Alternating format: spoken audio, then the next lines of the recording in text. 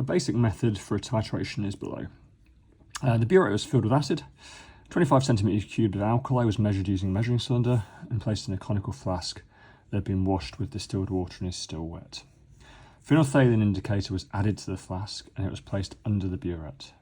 The acid was added dropwise until the indicator changed colour and the volume of acid was recorded.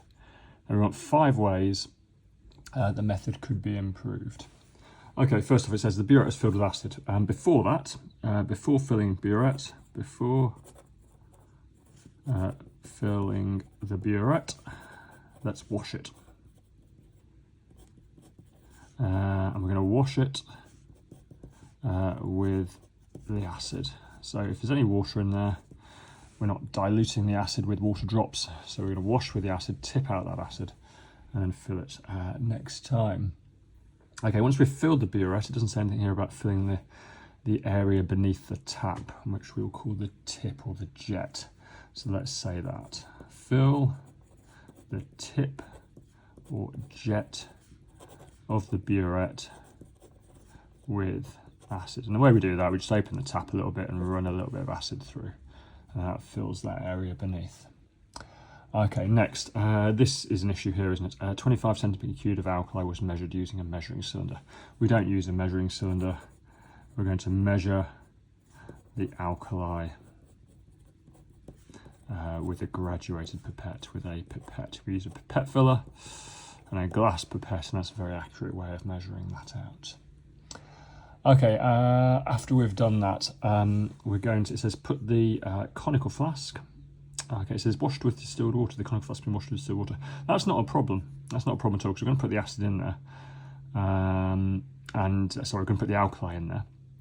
And the same number of alkali particles are going to be in there regardless of whether there's any distilled water. So we don't need to dry that, so don't worry about that. That's a red herring in the question. But it does say put the flask under the burette. Flask under the burette. It doesn't say anything about a white tile. So we're going to place the conical flask on a white tile, and that'll help us see the indicator colour change much more clearly. Certainly makes it more accurate. And the last one, it says the acid was added dropwise until the indicator changed colour. That's not great practice, so we're going to first do a rough titration. So we're just going to slosh in the acid and just kind of work out where the approximate endpoint is. First a rough titration to work out approximate endpoint. So for subsequent titrations,